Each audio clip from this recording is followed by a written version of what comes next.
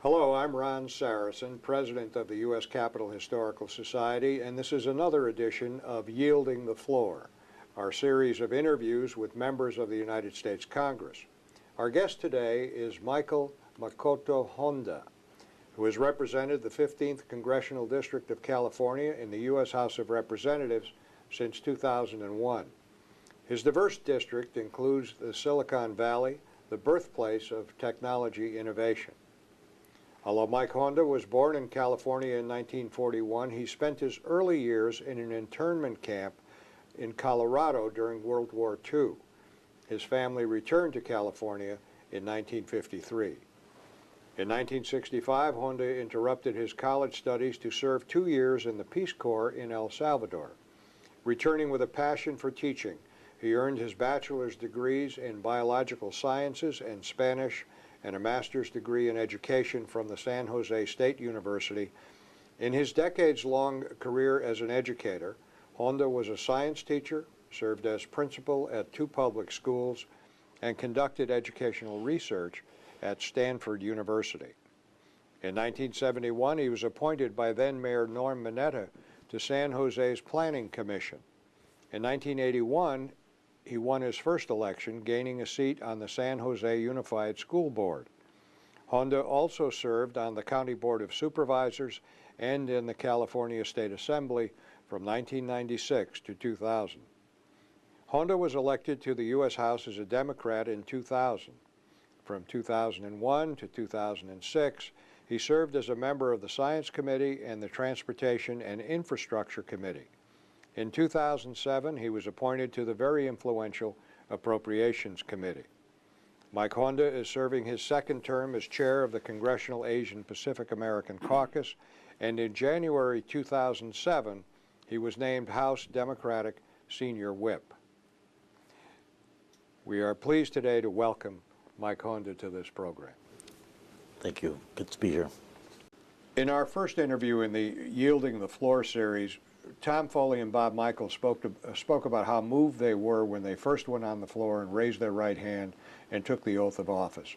What are your recollections of that moment? Before being in the chamber, I remember the night before seeing the dome lit up, and that was impressive. And thinking about being under the dome with the rest of the colleagues was something I was anticipating, but I didn't know how profound that feeling would have been.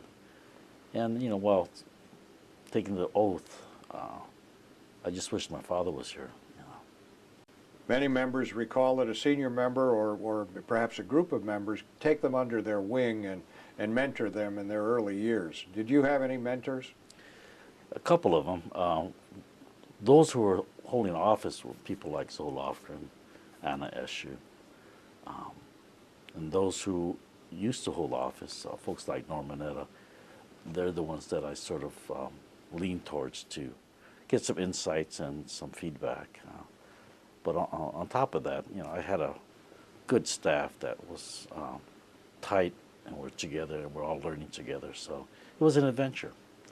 And I think that the first person I sort of gravitated to as members of my freshman class was folks like Jim Langevin. We hung out together, him in his chair and me walking right behind him. You were born in California in 1941, and you just mentioned Norm Mineta. Like Congressman Mineta and Bob Matsui, you and your family were interned during World War II. How's that experience impacted your life and your career? It's probably the main strand through all the things that I've done since I was a young adult, when I started to realize and understand the full impact of the camp experience and being the community being taken from their homes and relocated to camps, understanding that government sometimes will make mistakes, sometimes on purpose, and sometimes just because of the situation of circumstances like World War II. Those kinds of experiences have been energizing, and the key for me was turning that energy that was negative and anger into a positive one of participatory activities that would make me part of a solution rather than being part of a problem and being constantly angry. And that was the source of energy that I would draw from all the time. How old were you when you were first moved? I was an infant. I was born in June 27th, 41. Pearl Harbor happened in December 7th. February 19th rolled around in 42. So I wasn't much more than 8 months. And at that time, you know, when I look back upon it, I kept thinking to myself, how could I have been a national security risk with just wearing a diaper? Well, I guess if you see my diaper, it might have been a different question. Education has also been an important part of your life, and you earned a master's degree from San Jose State and taught science and then served as principal at two different schools. Yeah. And how has that impacted what you're doing today? You know, when I was going through college, I started to reflect on my life and all the things that impacted my life. One of it was TV. And on television, you know, when you grow up with TV, they have families and images there that doesn't reflect the family that I came from.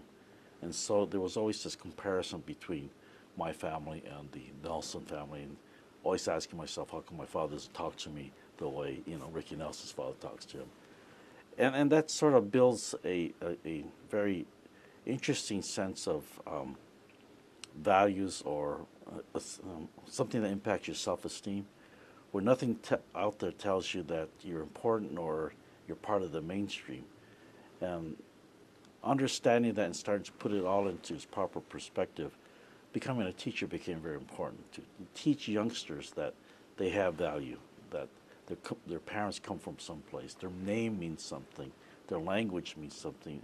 All those things that they bring to school has value, and then as a teacher, it's our job to value that so that the youngsters grow strong and healthy and intact.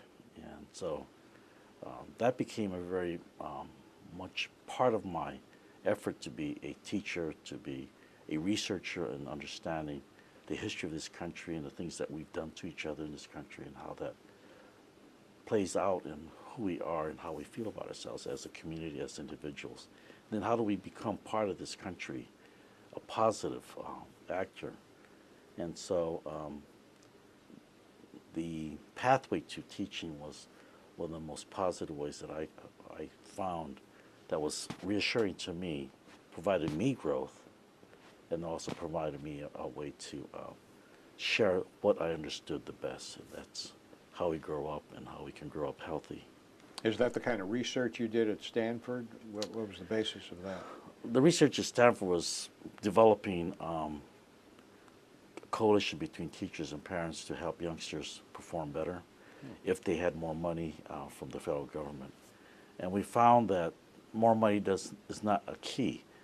The key thing for children's achievement was the fact that parents and teachers worked together and the children knew it. And that became a key ingredient and insights that we had in terms of teacher preparation, parent training, and understanding how children learn and what motivates them. So that the idea that, you know, there's no space between my teacher and my parents about me. You interrupted your education to go to the Peace Corps and then went back to school afterwards. Why did you do that? What was important about the Peace Corps? I spoke a little bit about self-esteem and the kind of person that I was as I was growing up.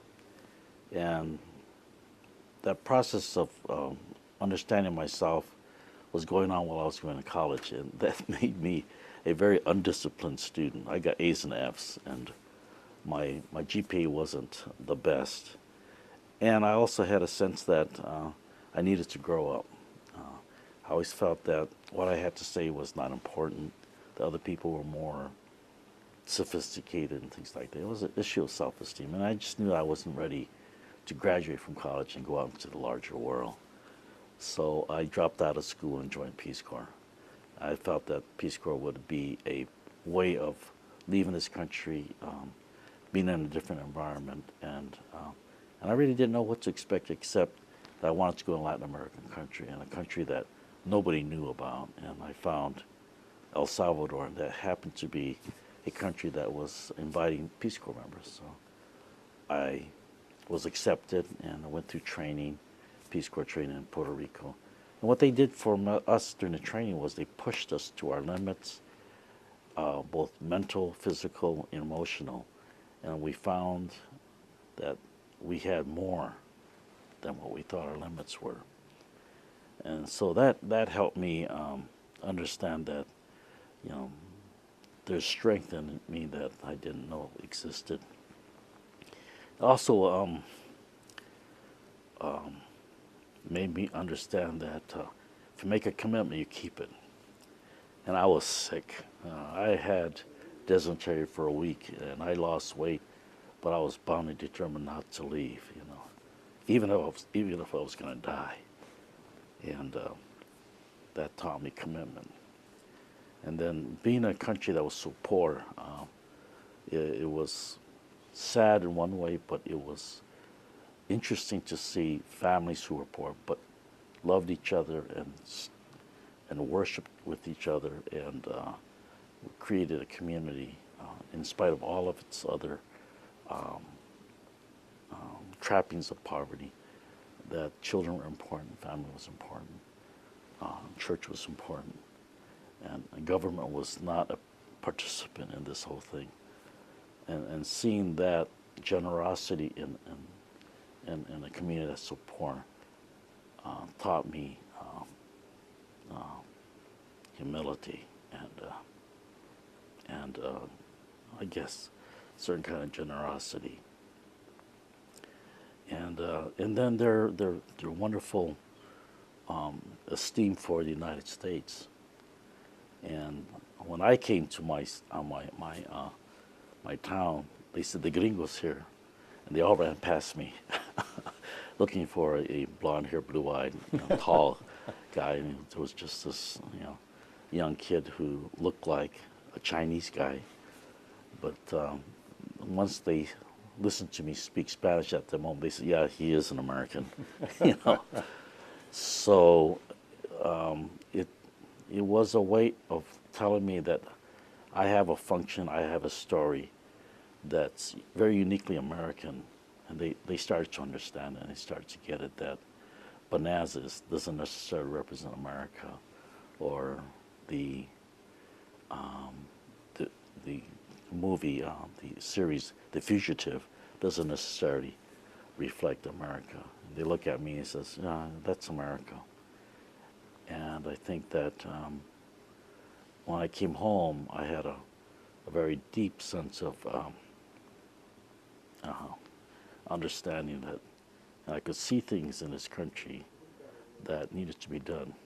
And no matter how great of a country we are, I think Benjamin Franklin used to say, how can a country so wonderful have so many faults?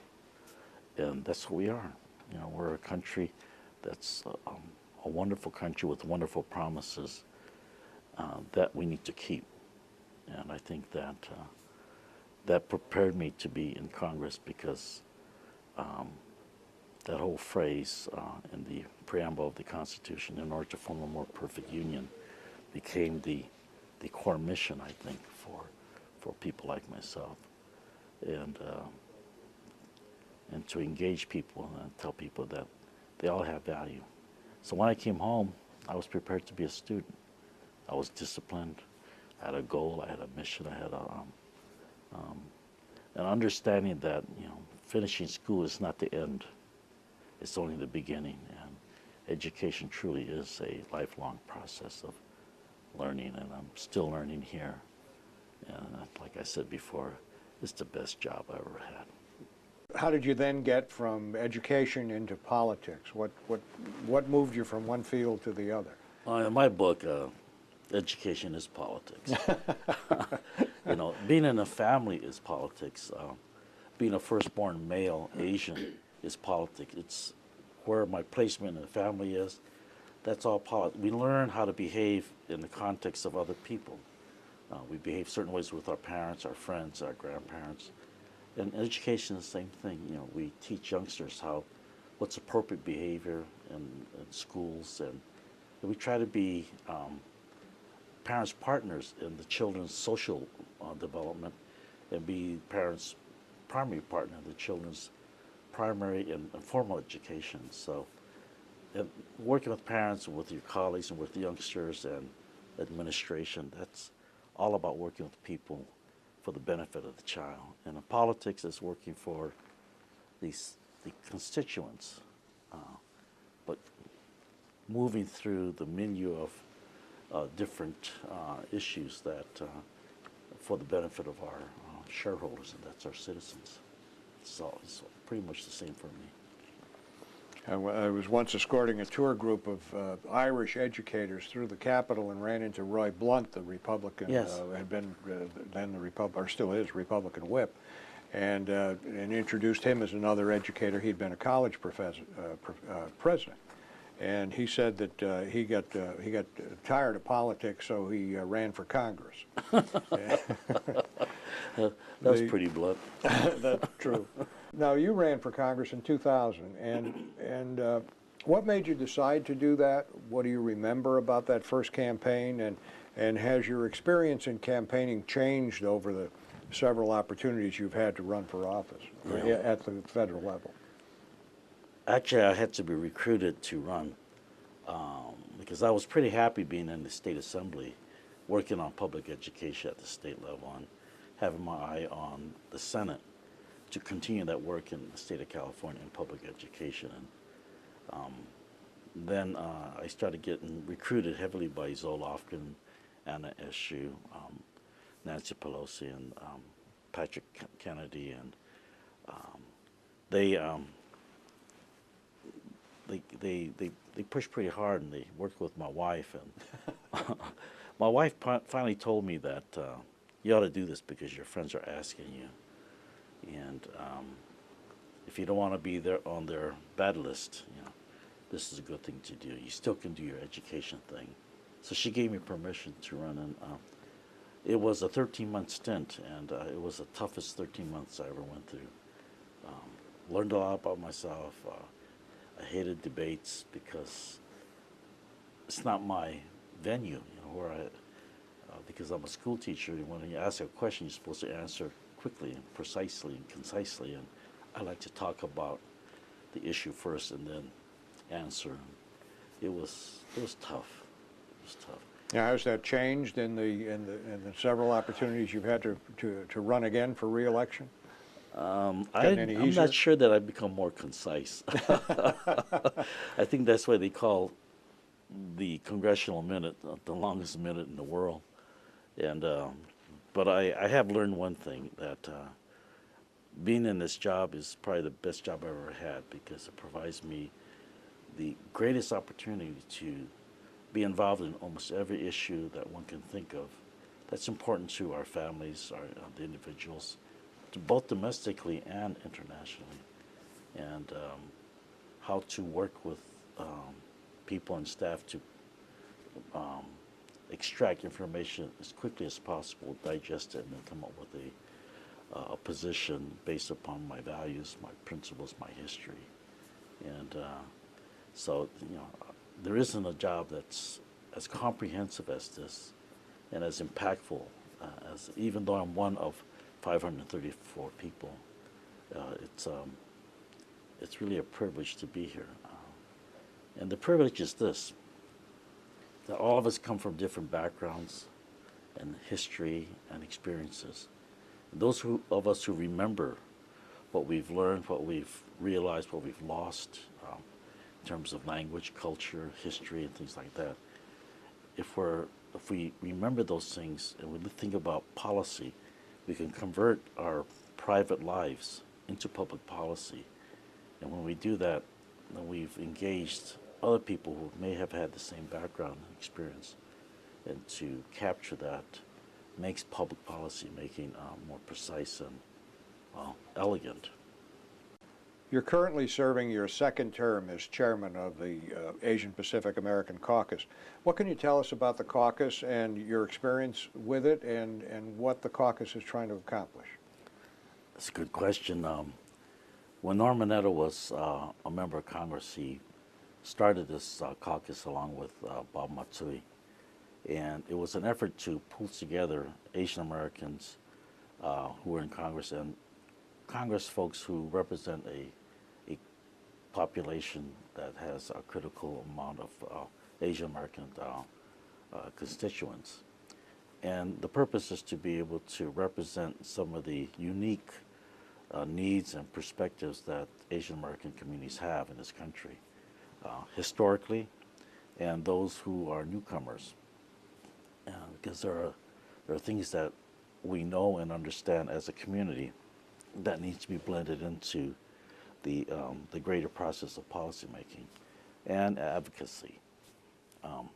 This past couple of years, we've made CAPAC, the Congressional Asian Pacific American Caucus, a truly a functioning caucus because now we're dues paying, we have a professional staff, and we're on par with the other caucuses like the Congressional Black Caucus, Hispanic Caucus, and it's our goal to work with them also on common interests, and one of them is working at the health disparities that exist in this country for all of our populations based on ethnicity, language, isolation, and communities.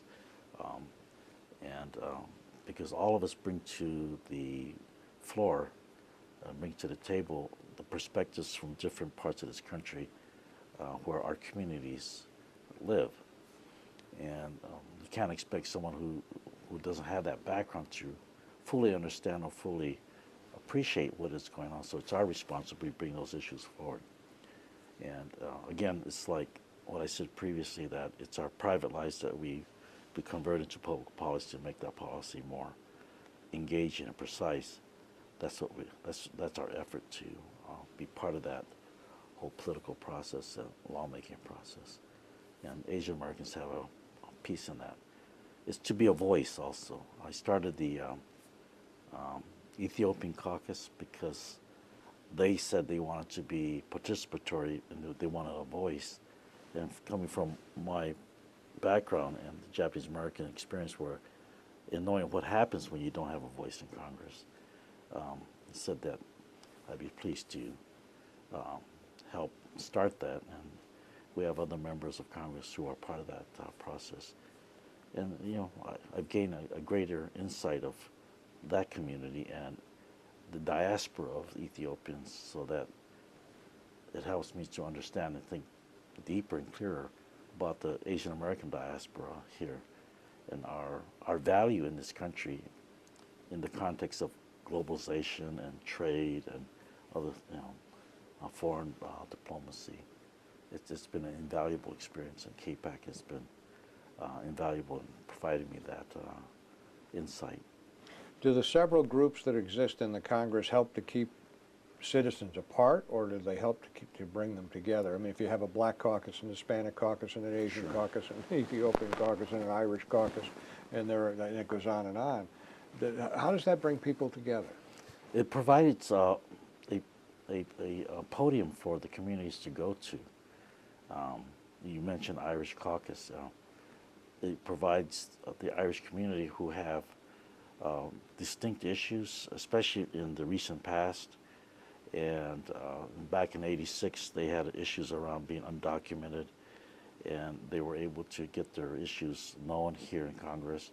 And so when Reagan signed the amnesty bill for the undocumented, that community was one of the major communities that was impacted. So it's not about separation, but it's about providing a voice at the podium. And then when we developed our tri-caucus, the Black caucus, Hispanic caucus, and Asian caucus, and we have the Native American folks in along with us, it provides us a leverage where we have over 70 members who can speak with one voice on an issue such as health disparities, such as voting rights acts, such as education and things like that we have in common. And we can bring our perspective to the table along with the other members. So it's a very positive, unifying process. And we say democracy is participatory. And so we add that element of participation for the communities too. You talked about domestic and international concerns, and one of the most important issues facing the country today is security, national security. Sure. And at the same time, protecting civil rights. As someone whose civil rights were violated in the 1940s when you were interned with other Japanese American families, what's your perspective on the current situation? Let me go back to our camp experience. You know, when people put us in camp and used the excuse it was national security, and when Congress and the Japanese American community decided to pursue an apology from this government for the setting aside our constitutional rights, we had to debate among ourselves whether this was appropriate or not.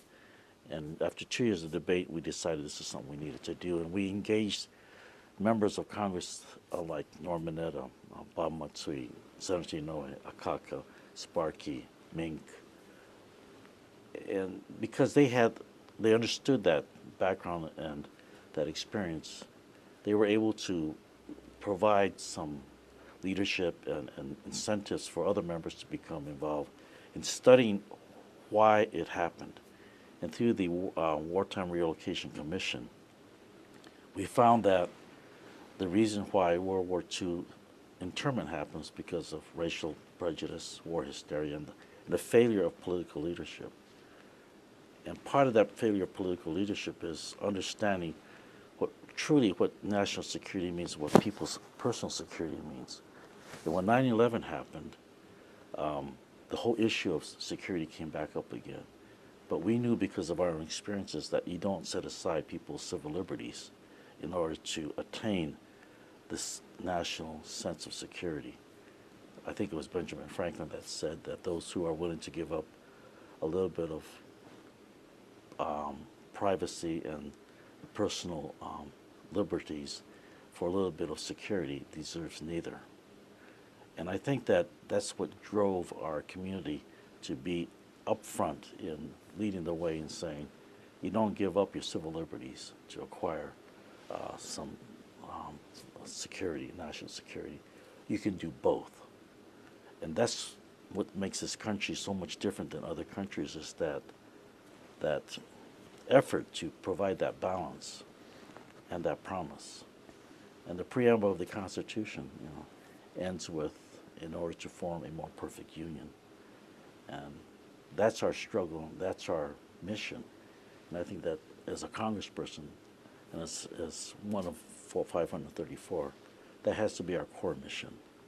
And we have to model that, no matter how difficult and how scary it is. That's our mandate. Are we getting there? Are we forming a more perfect union? I think we are. Even through the hard times of the last 6 years, where I think we went the wrong direction, the political process allows people to learn from our mistakes. For many people, it's a critical mistake because people lose their lives. But in that process, our country is able to make its adjustment. And I think November 7th the people said, we want a different direction. And that's the struggle that the Democratic leadership has today. We have that responsibility, but we also understand the responsibility to govern and bring everybody together in spite of our differences in how we see things. We need to move that ship together and not fracture our ship. And that's both parties and all three parts of our branches of our government on behalf of the people that we represent. And that's both the challenge and the beauty and the burden of this democracy. Let me shift gears a little bit. In their recent book, The Broken Branch, veteran congressional scholars Tom Mann and Norm Ornstein argue that increasing partisanship in Congress has undermined both public confidence in the institution as well as its own ability to perform its constitutional role. Have you noticed signs of increasing or decreasing partisanship during your 4+ terms, and what solutions would you suggest if you see it as a problem? Good question. I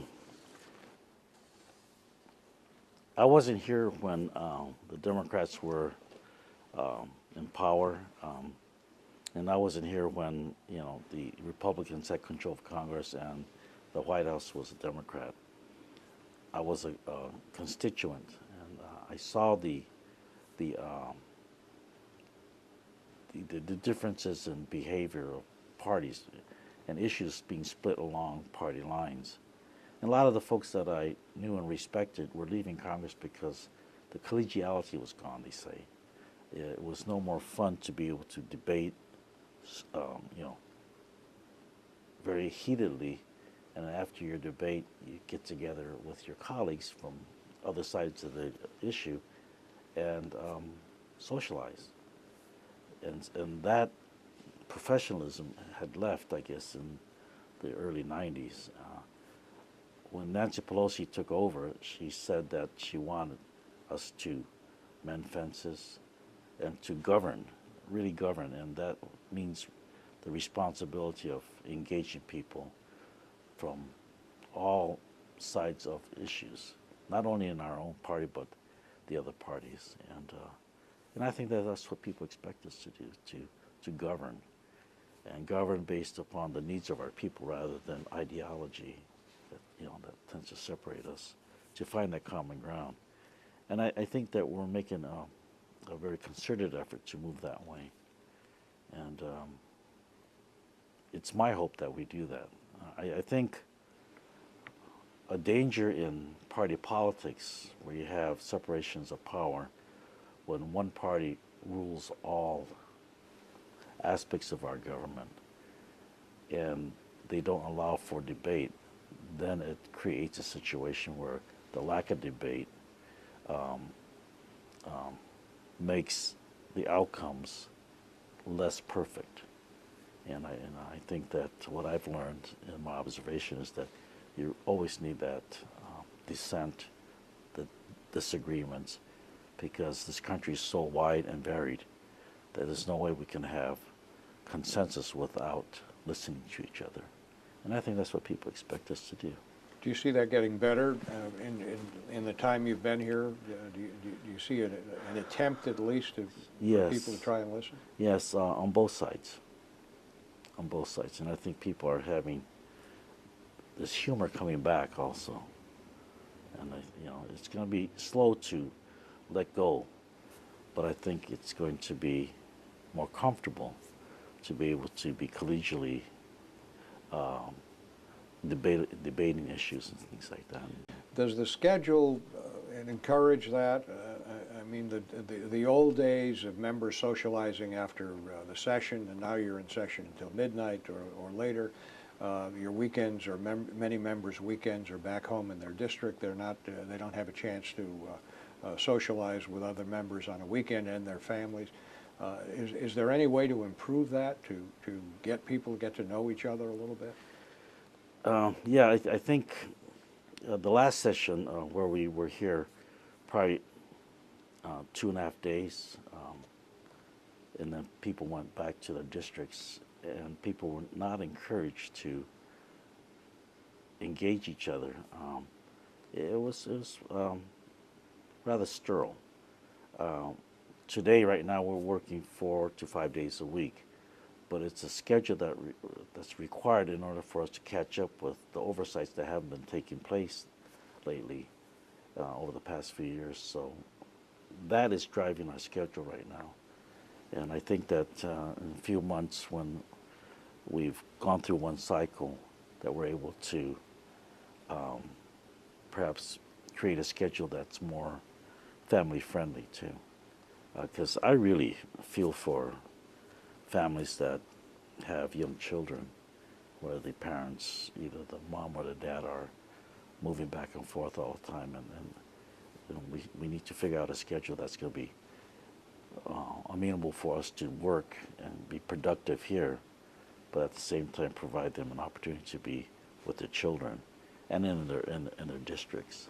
So it's a balancing act, and I don't think that people in this country really appreciate the difficulties that members of Congress have here, especially the ones that have to travel long distances or those who have to be away from their children.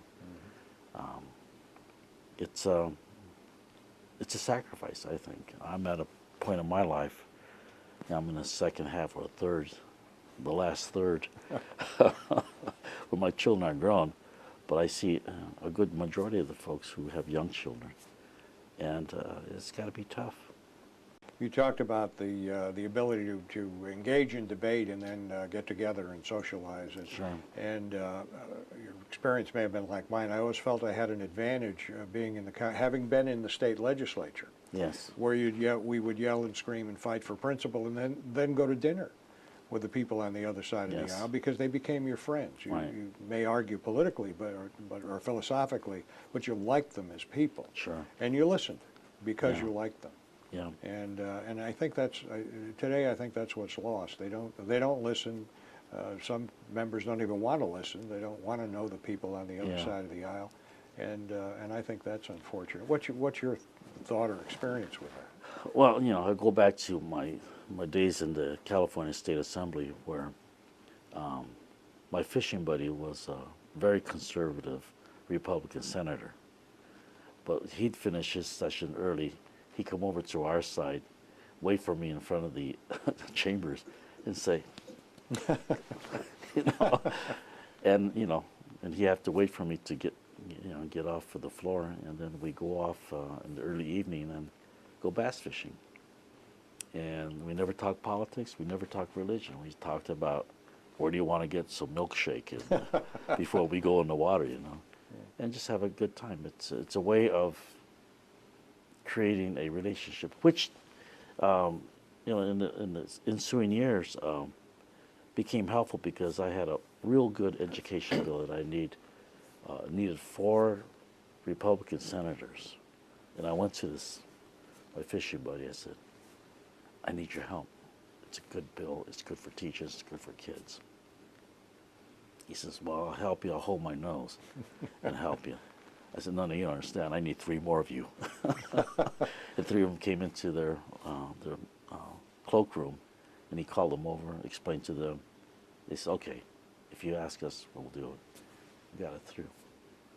And because of that, teachers have better benefits and something to work for in their profession, where the teachers don't have a great salary, but at least they have something to look forward to in their retirement. One of the ways people are brought together in the Congress is when they travel together. Yeah. And do they do enough of that, or are they afraid of being accused on a junket, so being on a junket, so they're reluctant to travel together? I think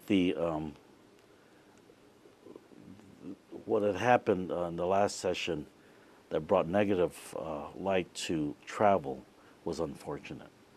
And I think that travel is important for members of Congress, because if you don't know the subject matter and you haven't been there, it's difficult to come up with good policy or think deeper on issues or understanding another country, another group of people that you may be deciding on in terms of laws or trade and things like that. When you lack that information and that relationship, your policies are not as precise and on target, on focus as it could be or should be. I'm a great proponent of travel with your colleagues to get to know them, and you hear them talk and you hear their ideas outside of the chambers, in situ, we would say, in this situation. And I think that's important because it helps us listen to each other. And travel is like in teaching, it's like field trips. There's value in it that's sometimes intangible, but necessary to have in order to come up with a good decision. These words by Daniel Webster are inscribed in the House chamber. Let us develop the resources of our land call forth its powers, build up its institutions, promote all its great interests, and see whether we also in our day may not perform something worthy to be remembered. Over and above the things you've accomplished or will yet accomplish in your life, Congressman, how would you like to be remembered? I would like to be remembered as a member of Congress that brought to bear the understanding that every citizen has a responsibility to understand and learn what it means to be able to sustain those resources that Daniel Webster talked about. This country, at that time, when he saw this country in all its bounty, its beauty, and its pristineness. And I think that just inspired people to great heights for them to be able to embrace this country from coast to coast. What I would add today to those words would be sustainability, stewardship of those resources. And that requires another kind of activity or another kind of behavior besides just reaping the resources. To understand that if you reap, you need to leave behind a seed so that it's regenerated. And so the legacy of this Congress, the part I would like to be part of, is to create an educational process where everybody starts to understand their individual responsibility to sustain this globe, or as Sagan would say, the spaceship Earth, in a way where it's balanced and it's in harmony with each other. And man has to be in harmony with nature in order for us to be able to restore our resources back to the way it used to be. I think that's the order of the day.